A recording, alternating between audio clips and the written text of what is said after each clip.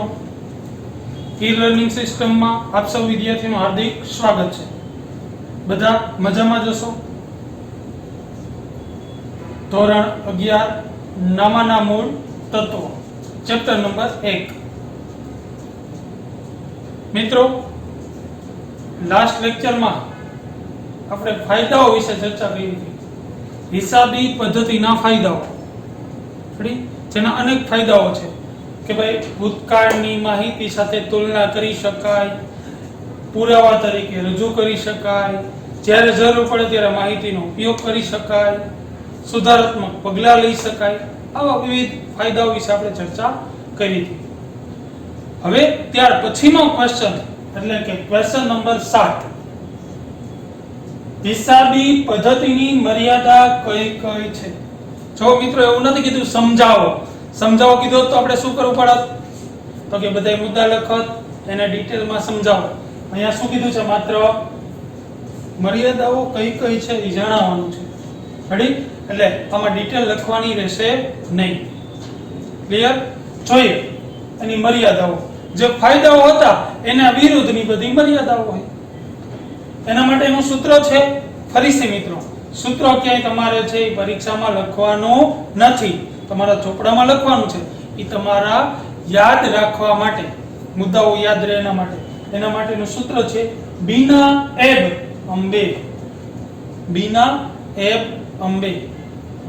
બીના બિન નાણાકીય વ્યવહાર, ના નાણાનું સ્થિર મૂલ્ય, એ ઐતિહાસિક વ્યવહારોને બનાવો, બ બજાર કિંમતની અવગણના, અંદાજોનો ઉપયોગ, અને બે એટલે બેવડા ધોરણો।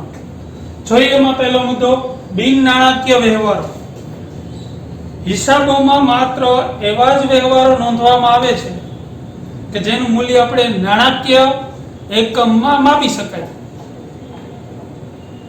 ફોર એક્ઝામ્પલ, રૂપિયા 10,000 નો માલ ખરીદો, રૂપિયા 50,000 નો માલ વેચો, રૂપિયા 5,000 નો ખર્ચ થયો, રૂપિયા 10,000 ની આવક થઈ। ટૂંકમાં જેનું મૂલ્ય આપણે નાણામાં આપી શકાય એવા જ વ્યવહારો આપણે નોંધી છીએ। બિન નાણાકીય વ્યવહારો નોંધતા નથી, પણ એવા બિન નાણાકીય વ્યવહારો પણ ધંધાના વિકાસ, પ્રગતિ અને ધંધો હરીફાઈમાં ટકી રહે એના માટે જરૂરી હોય છે।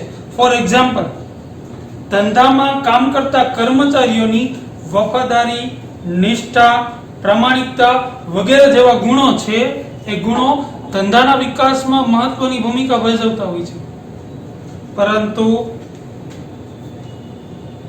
આવા જે ગુણો છે એની આપણે અવગણના કરી છે, હિસાબોમાં કે એની નોંધ હોતી નથી, જે એક મોટી મર્યાદા છે।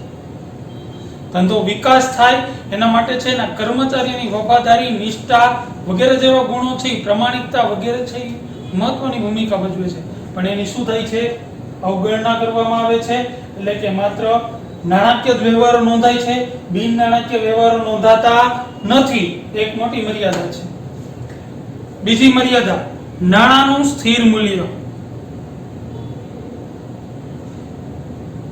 હિસાબી પદ્ધતિની એવી ધારણા છે કે નાણાંનું મૂલ્ય કેવું રહે છે? સ્થિર। દાખલા તરીકે,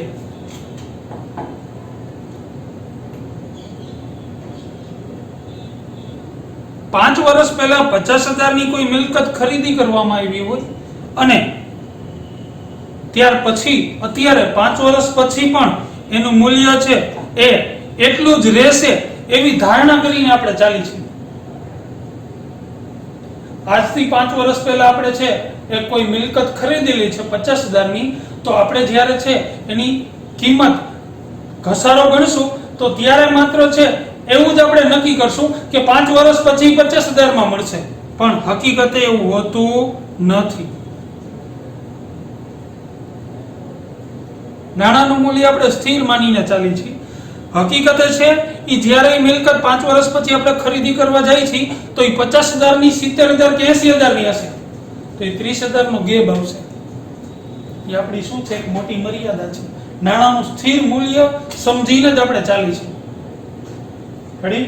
ત્યાર પછી ત્રીજો મર્યાદા નંબર 3, ઐતિહાસિક વ્યવહારોને બનાવો। હિસાબી પદ્ધતિમાં જે વ્યવહારો છે એ વ્યવહારો નોંધવામાં આવે છે, એ થઈ ગયેલા જ વ્યવહારો કે બનાવો એની નોંધ થાય છે, જે ભૂતકાળમાં થઈ ગયા હોય એની. ફોર એક્ઝામ્પલ, 5000 ની ખરીદી કરી તો એ ભૂતકાળમાં કરી ત્યારે એની નોંધ થશે. વેચાણ થયું પછી જ એની નોંધ થશે, ખર્ચ થયો પછી જ એની નોંધ થશે. એટલે કે ભૂતકાળમાં જે વ્યવહારો કે બનાવો થઈ ગયા છે એની જ નોંધ કરશો. તેમાં થયેલ જે ભૂલો છે એ સુધારી શકાતી નથી.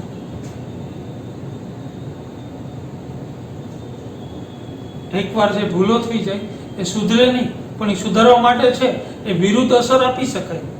આ વિગતોનો ઉપયોગ છે એ જે ભવિષ્યમાં નિર્ણયો લેવાના છે એના માટે થવાનો છે. તો ક્યારેક એ બાબતોને ધ્યાનમાં રહી ખોટા નિર્ણયો પણ ભવિષ્ય માટે લેવાઈ જાય. રેડી? આપણા હિસાબી ચોપડામાં કોઈ પણ નોંધ એકવાર થઈ જાય પછી એનો ચેકો નથી મારી શકાતી, એને ઇરેઝ નથી કરી શકાતી. એ બનાવો જો એ વ્યવહાર ખોટો લખાઈ ગયો હોય તો એને સુધારવા માટે વિરુદ્ધ આમ નોંધ આપી શકાય, વિરુદ્ધ નોંધ કરી શકાય. તો ઘણીવાર ખોટી નોંધ લખાઈ ગઈ હોય તો એના આધારે છે આપણે ભવિષ્યના નિર્ણય લઈએ તો ભવિષ્યના નિર્ણયો પણ કેવા બને? ખોટા બને. જે આપણી એક શું છે? મોટી મર્યાદા છે. ત્યાર પછીનું મર્યાદા, બજાર કિંમતની અવગણના. ધંધાની મિલકતોમાં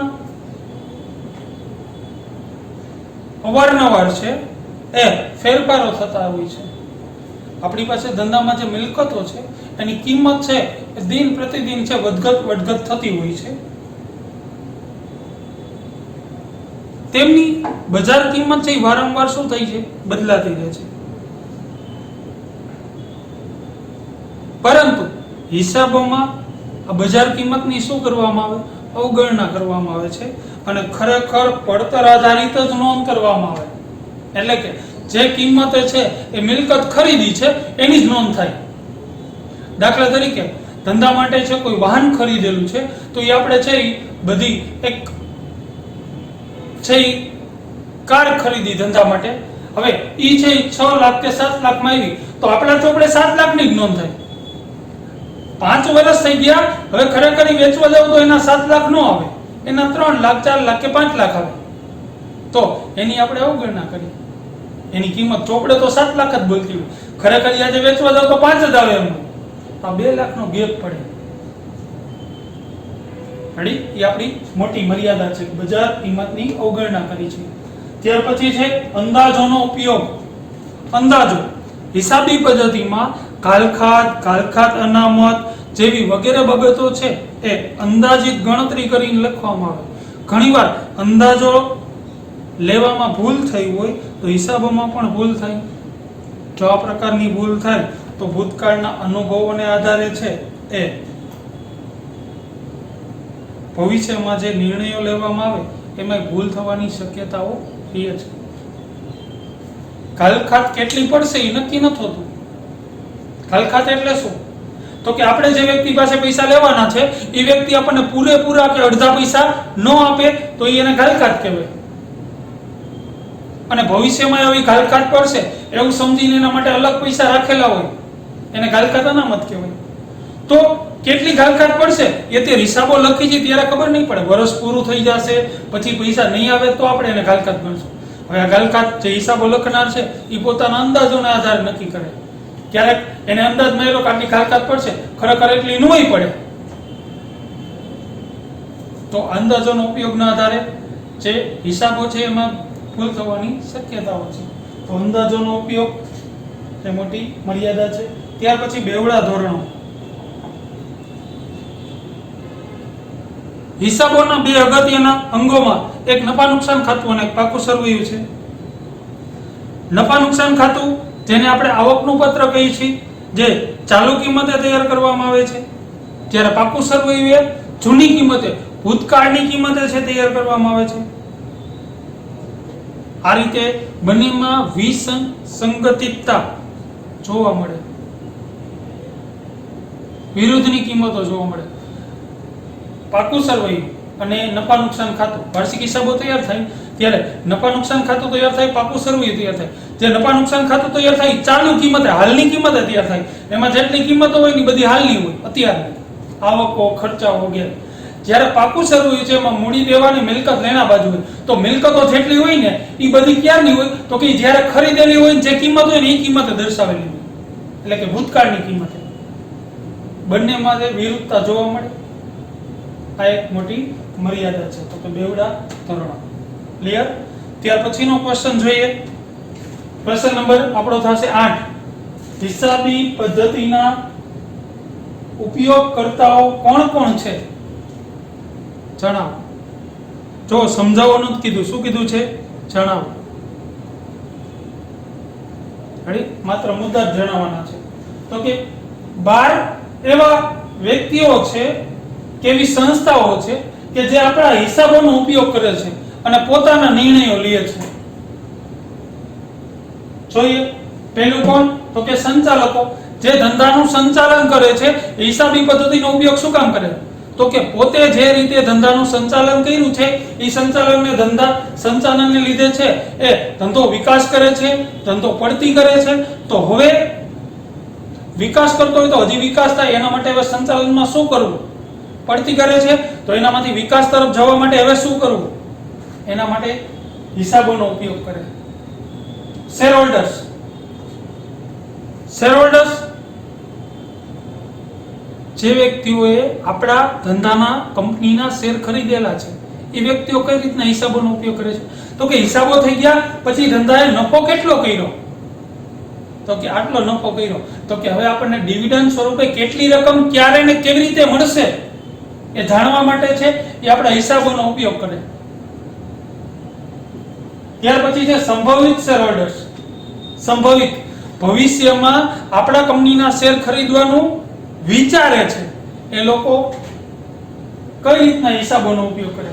તો કે આપણી કંપની છે એ અત્યારે વિકાસ તરફ જઈ રહી છે કે પડતી તરફ જઈ રહી છે, કેટલો નફો કરે છે, કેટલી ખોટ કરે છે, એના આધારે પોતે નિર્ણય લેશે કે ભાઈ આ કંપની છે એ વિકાસ તરફ જાય છે, દર વર્ષે નફો એનો વધે છે, તો એ કંપનીના શેર ખરીદવાથી ભવિષ્યમાં આપણા શેરના પૈસા સલામત રહેશે, આપણને ડિવિડન્ડ સ્વરૂપે રકમ મળી રહેશે, તો એના શેર ખરીદવા એવો નિર્ણય કરશે. એથી વિરુદ્ધ ધંધો પડતી તરફ જાય છે, ખોટ કરે છે, તો એ કંપનીના શેર ન ખરીદવા એવો નિર્ણય લેશે. તો એ કેના આધારે નિર્ણય લેશે? તો કે હિસાબોને આધારે. ત્યાર પછી લેણદારો. લેણદારો એટલે કેવા વ્યક્તિઓ? તો કે જે વ્યક્તિઓએ આપણી કંપની પાસેથી પૈસા લેવાના છે, ટૂંકમાં જેની પાસેથી કંપનીએ છે એ ઉછીના પૈસા લીધા છે, ઉછીનો માલ લીધો છે, એવા દરેક વ્યક્તિ સંસ્થાઓ બધા આપણા માટે શું છે? લેણદારો. એ વ્યક્તિઓ હિસાબોનો ઉપયોગ શું કામ કરે? તો કે એ વ્યક્તિઓ નક્કી કરી શકે કે આપણા પૈસા સલામત છે, જો ધંધો વિકાસ તરફ જાય છે, ધંધો નફો કરે છે, તો આપણા પૈસા આજ નહીં તો કાલ છે એ સલામત રીતે પાછા આવી જશે. જો ધંધો પડતી કરે છે તો આપણા પૈસા છે એ સલામત નથી, તો ઝડપથી આપણા પૈસા પાછા લઈ લેવા એવો નિર્ણય કરશે. ત્યાર પછી છે કર્મચારીઓ. જે કંપનીમાં કામ કરનારા વ્યક્તિઓ છે એ કર્મચારીઓ, એ કઈ રીતના હિસાબોનો ઉપયોગ કરશે? તો હિસાબો થઈ ગયા પછી હિસાબોને આધારે છે એ લોકો નિર્ણયો કરતા હોય છે કે આપણો પગાર છે એ વધશે કે નહીં વધે, આપણને પ્રમોશન મળશે કે નહીં મળે. જો નહીં મળે તો આપણે કંપનીમાં છે કાયમી હવે એમાં કામ કરવું કે બીજી કંપનીમાં જતું રહેવું. પગાર વધશે તો કેટલા ટકા વધશે? આ રીતના છે એ કર્મચારીઓ છે એ ધંધાના હિસાબોનો ઉપયોગ કરતા હોય છે. ત્યાર પછી છે વેરા અધિકારીઓ.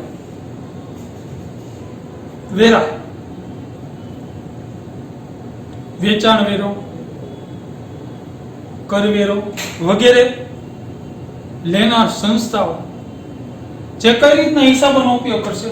તો કે આ વર્ષે હિસાબો થઈ ગયા તો હવે આ વર્ષનું કુલ વેચાણ કેટલું છે એ વેચાણને આધારે વેચાણ વેરો કેટલો ભરવાનો રહેશે, ધંધાએ કેટલો આપણે વસૂલ કરવાનો રહેશે,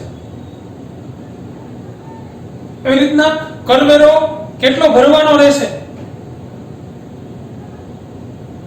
તો કઈ હિસાબોને આધારે છે એ વેચાણ અધિકારીઓ નક્કી કરશે કે આપણે વેચાણ વેરો, આ કરવેરો કેટલો કંપની પાસેથી લેવાનો છે એ લેવા માટે છે હિસાબોનો ઉપયોગ કરે છે. ત્યાર પછી છે ગ્રાહકો. ગ્રાહકો કઈ રીતના હિસાબોનો ઉપયોગ કરે તો કે ગ્રાહકો છે એ ધંધાના નફામાં છે એ નફાના સર્જનમાં અગત્યનો ભાગ ભજવે છે. ગ્રાહકો છે એ હિસાબોનો ઉપયોગ કરી એવું નક્કી કરી શકશે કે આ ધંધામાં છે એ નફો આટલો થયો, ધંધો વિકાસ તરફ જાય છે, તો કે ભવિષ્યમાં એ ધંધામાંથી ઉત્પાદિત થયેલી વસ્તુ આપણને ગુણવત્તાવાળી મળશે, ઓછી કિંમતની મળશે અને સારી મળશે. તો હવે તો એ કંપનીની વસ્તુ કાયમી માટે ઉપયોગ કરવી કે ન કરવી, એ કંપની પાસેથી કાયમી માટે વસ્તુ લેવી કે ન લેવી એવો અગત્યનો નિર્ણય કરશે. ત્યાર પછી છે વિદેશી ઉદ્યોગ સાહસિકો. વિદેશી કંપનીઓ જે વિશ્વ એ સંદેશા વ્યવહાર અને ટ્રાન્સપોર્ટ સગવડના કારણે છે એ ખૂબ નજીક આવી ગયું, જેને કારણે છે એ આર્થિક નિર્ણયો અને ઉદારીકરણ શું થયા, હળવા થયા, જેને કારણે ઉદ્યોગ સાહસો એકબીજાના છે એ ખૂબ જ નજીક આવ્યા. વિદેશી ઉદ્યોગ સાહસિકો. આપણી કંપનીઓ વિદેશમાં રોકાણ કરે છે, વિદેશી કંપનીઓ આપણા દેશની કંપનીઓમાં રોકાણ કરે છે.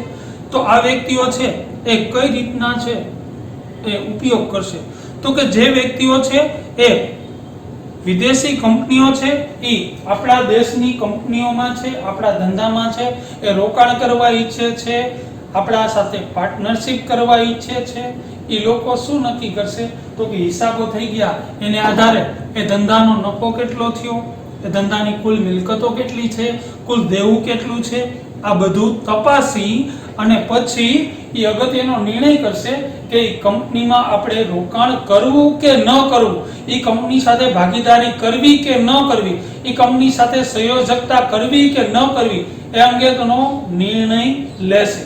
કોણ? વિદેશી ઉદ્યોગ સાહસિક. ત્યાર પછી નિયમનકારી સંસ્થાઓ. નિયમનકારી કંપની ધંધા સ્વરૂપમાં સરકાર અને સરકાર દ્વારા નિર્મિત નિયમનકારી સંસ્થાઓ છે કંપનીઓ પર અંકુશ રાખતી હોય છે, જેથી કરીને કંપનીમાં કોઈ પણ પ્રકારની છે એ એવી પ્રવૃત્તિ ન થાય કે જેને કારણે પ્રજાને આર્થિક રીતે નુકસાન થાય. આ હેતુસર છે એ SEBI security exchange board of India, એક માર્કમાં પૂછાઈ શકે એવો પ્રશ્ન, SEBI, સેબી નું પૂરું નામ જણાવો.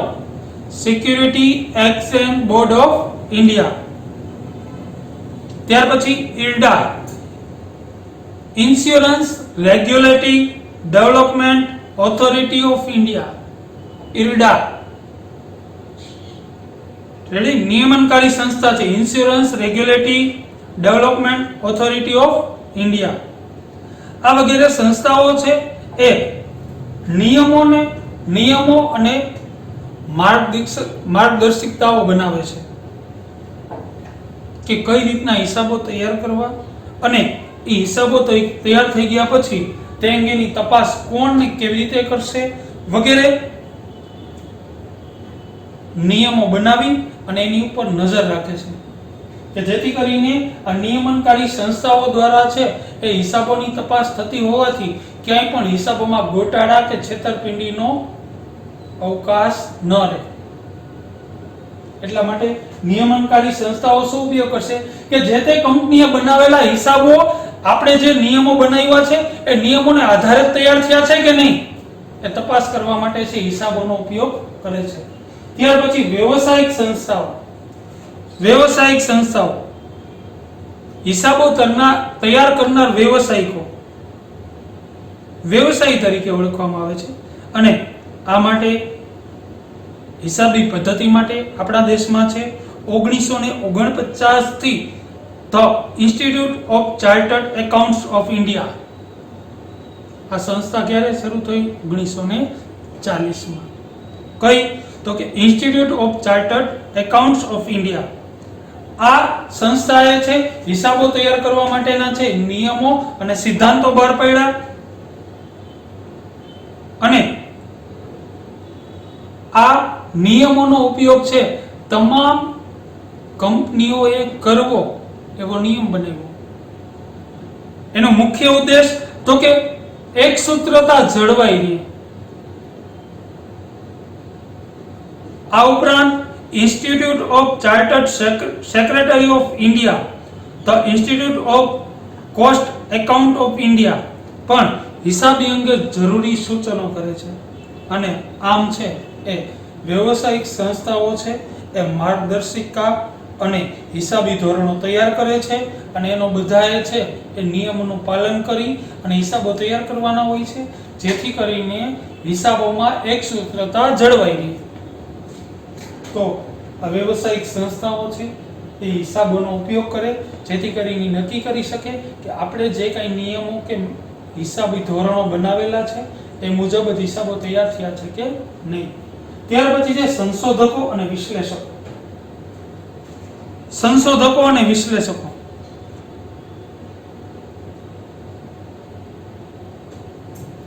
આ વ્યક્તિઓ તો કે સંશોધકો અને વિશ્લેષકો છે આ માહિતીનો ઉપયોગ છે એ શા માટે કરે?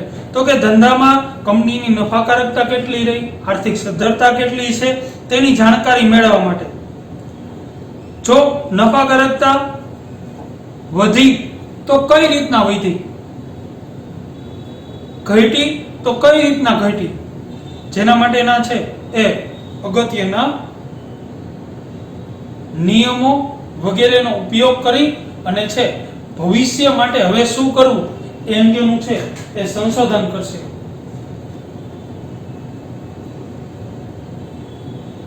એના માટે છે એ જરૂરી જે કાંઈ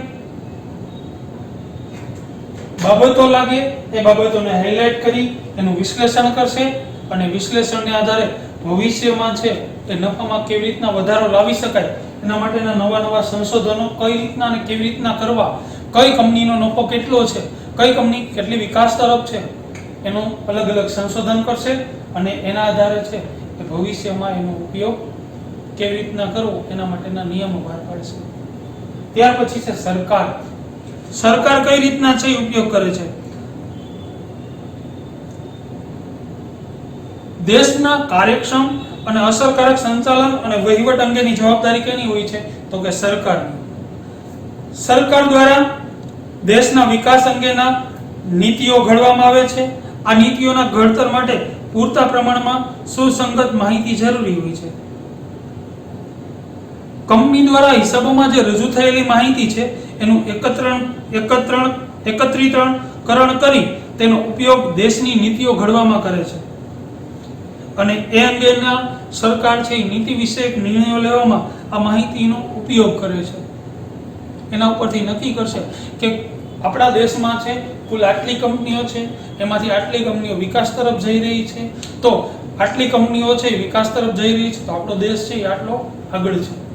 આવી નીતિઓ ઘડવામાં છે એ સરકારને માહિતી ઉપયોગી થશે હિસાબી પદ્ધતિઓ. ક્લિયર? તો મિત્રો આ પ્રમાણે છે તમારે પહેલા ક્વેશ્ચન 7મો લખવાનો છે. ક્વેશ્ચન લખી, સૂત્ર લખી, માત્ર મુદ્દા લખવાના છે, એની અંદર ડિટેલ લખવાની નથી. શું કામ? કારણ કે અહીં કીધું છે મર્યાદાઓ કઈ કઈ છે. જો આપણને એમ કીધું મર્યાદાઓ સમજાવો તો આપણે મુદ્દા લખત ને સમજાવો.